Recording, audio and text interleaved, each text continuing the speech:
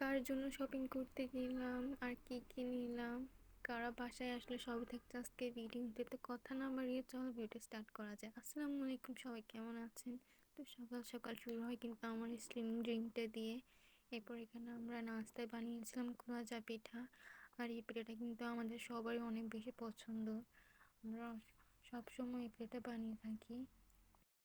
তো এই কুলচা পিঠাটা কিন্তু আমরা রস দিয়ে খেয়েছিলাম, আর এই রসটা কিন্তু আমার নিজের হাতেই বানিয়েছিল। এরপর এখানে আব্বু এখানে সকাল সকাল সব বাজার নিয়ে আসে।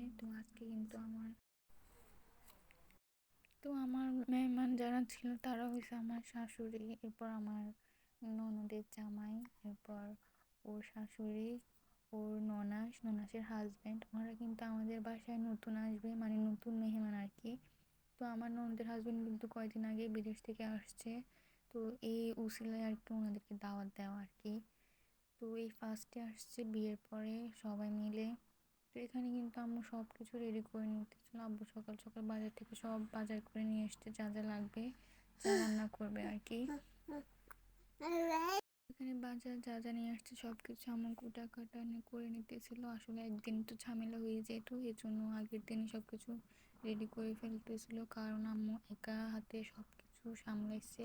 এরপর আম্মু কিন্তু অনেক অসুস্থ, উনি অনেক বেশি অসুস্থ হয়ে যায় এর জন্য আর কি। তো এখানে মুরগিটা ছেঁকে নিতেছিলাম আর কি। এখানে কি লোম নাকি পশম থাকে, ওই জন্য আর কি, এগুলো যদি থাকে চলে যায়।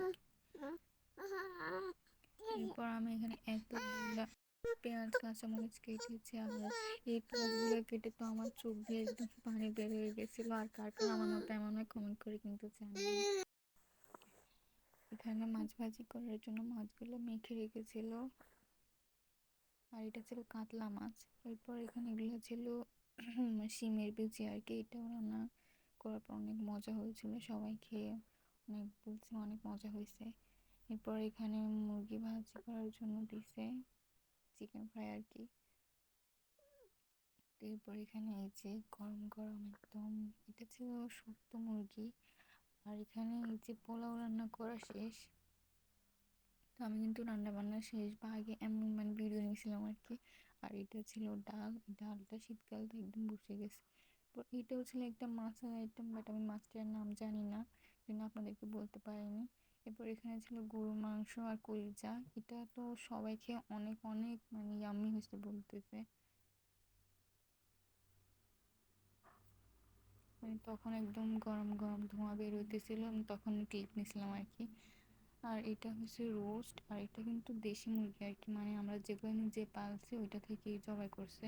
এরপরে এখানে এগুলো হচ্ছে শক্ত মুরগি। তো সব কিছু রান্নাবান্না একটু শেষ করার পর আমরা কিন্তু চলে যাই বাজারে, মার্কেটে আর কি। মার্কেটে গিয়ে আমরা ওনাদের জন্য কিছু কেনাকাটা করি, সবাইকে গিফট দেওয়ার জন্য, কারণ ওনারা নতুন আসছে এর জন্য সবাইকে জামা দেওয়া লাগবে। তো দেখতেছিলাম কি পছন্দ হয়। এরপর এখানে অনেকগুলো ড্রেস দেখছিলাম।